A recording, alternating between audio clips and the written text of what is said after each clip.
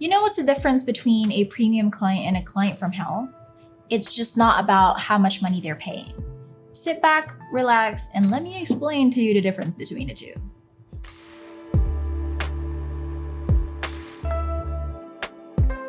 Time and time again, the people who has paid me premium around $500 to $2,000 per project has always been my favorite clients. And not only because they pay me a lot of money, which is like, yeah, but they're also the type of people whom you would love working with. They are incredible, they value your time, they make sure that they don't become a pain to you when it comes to you offering your service to them. They don't ask a lot, as in like gazillions of revisions, and they take care of you in a sense that you are working with them and not for them. And that's a very healthy working relationship that I wish every freelancer in the world would understand. And not only freelancers, but also like, people who are creating courses and that kind of stuff. Like if you have that very type of client, your life is just more wonderful. And it's easier to go to work or achieve the project every single time because these premium clients not only pay you well, but are also very, very nice. Like chocolate and vanilla and cheeseburger that melts in your mouth. But how about the clients that are haggling you a lot? And there are so many types of clients from hell, but we are specifically talking about hagglers this time around. So many times I have encountered clients that have haggled my rates. And it has continued until I started creating a course and they told me that, oh, your course is actually very expensive, so on and so forth. And no judgments on that. If you cannot enroll, fine, just watch the free videos, I don't like the idea of people guilting you for pricing your product or your service. When someone tells you, you should probably lower your price because it's too expensive. Like that is an insult to a service provider and a course creator, because that only means you do not value their time, you do not value the service that they provide, and you are actually not trusting them enough for the skills and the learnings they have had over the years. I remember seeing a meme that what you pay me for 30 minutes is actually 3 years of me learning a very skill, and that is like super true. And so, what is the reason why a lot of clients haggle our rates? Well, number one, it is most likely, I'm not saying all, here we are again getting bashed for talking about absolutes. I'm not saying all, but there are clients that do not really trust you and the service that you provide. That's just basically it. That's why a lot of times they haggle their rates, because I think that you also, as a service provider or as a course creator or someone who has a product or service, whoever you are in the world, you might have not conveyed the value of your product and service enough for them to be convinced to buy your product or your service. And because to me, if you are buying a specific product or service, like imagine there are so many people who are buying iPhones, even if it means that they're going to go on debt. And that's because Apple has created a very powerful messaging. They have truly conveyed what it means to have an Apple product. And that is like no question. That's what we call the power of powerful messaging, the power of powerful messaging. What?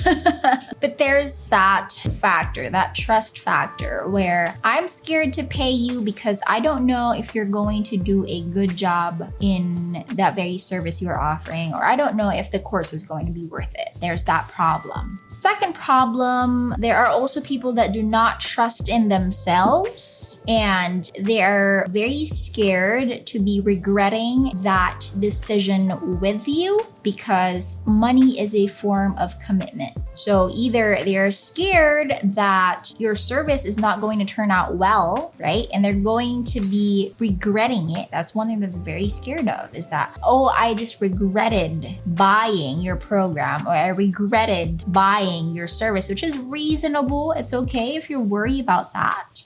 But word of caution, Regret can actually lead to their projection of their fears and then blame you as the course creator or blame you as a service provider for not doing enough, because that's just what it is, right? Also, doing good enough is subjective. So you might have done extra efforts already with your course or your service, and you have made it super, super nice, and you have exerted all the effort in the world, but to that person, it might not be enough, right? So there's also that very problem. Number 3, this one is something that I don't really get, because a lot of people buy extravagant gadgets but will refuse to pay for something that can actually help them continue buying those extravagant gadgets.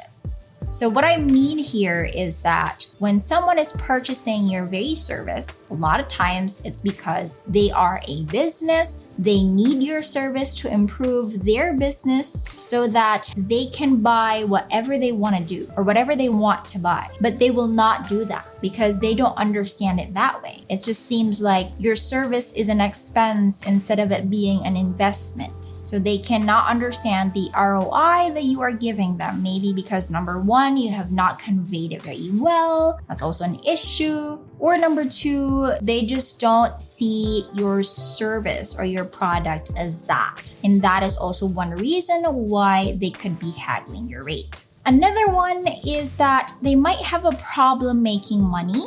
And so they feel like money is finite or limited in resources, instead of thinking that money is a tool and is infinite when you are exchanging value to other people's lives. So this could also be a problem. There are really a lot of people that think that money is finite and it's always running out, instead of going out there and giving value to other people's lives, helping them achieve what they want so they can get that value exchange in return, which is money. So it depends on how you think about money. There are so many people also that do not think that money is a tool. So this is like a little bit of a problem. And so that's also something that is out of your control. So it's always best to be very careful. And last but not the least, of course, there are just people who cannot afford certain things. And that's just the way of life, right? Now the question is, do you need to control that every situation?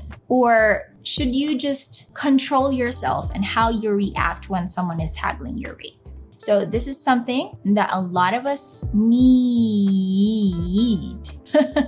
So many of us really need to react more maturely and more professionally when someone is haggling our rate. A lot of times we are very much affected and we feel like we need to explain ourselves further because this is what we do and we do not like being misunderstood. And I completely get that. I've been there. But the thing is, why not make it very simple and rational for every single one who tries to haggle your rate? If you cannot afford me, I will not work with you, period. That is literally logic. If A equals B, then that's what it is. I actually do not know the equation for the logic part. That's why I just nodded my head like that, like I know. So there you have it. Those are the differences between a premium and a haggling client. And by the way, highways, before I end this video, if you are currently haggling other people with their rates and with their products and their services, it's okay. You don't need to slam your comments on me on the comment section because you're trying to prove me wrong. And no, Demi, you are wrong. This is the reason why we do not like to spend a lot of money on this, because I have a lot of bills to pay, so on and so forth. Keep it to yourself.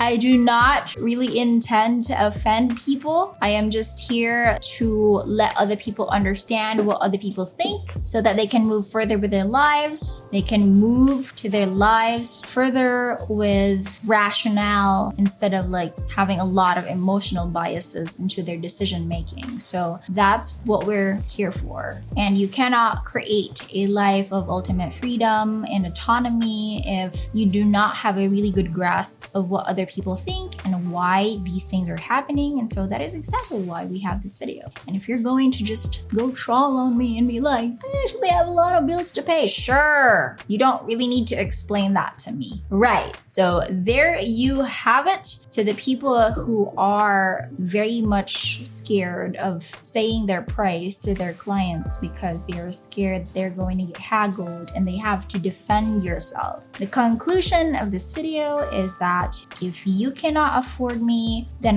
I'm afraid that we cannot work together. Make it as simple as that. And then find someone else who would be willing to pay you what you are worth, because everyone deserves to be paid the talent that they are, the intelligence that they have. And so that is my main point in this video. And speaking of expensive courses and products and services, if you wish to become a freelancing so you can charge more, work less, and work at the very comfort of your own home, travel the world, avoid office politics and all that kind of stuff, you might want to check out Create and Rise Academy, where I teach people exactly that. You can go click the link in the description to see what it looks like and how expensive it is. And I'll see you in the next video. Bye.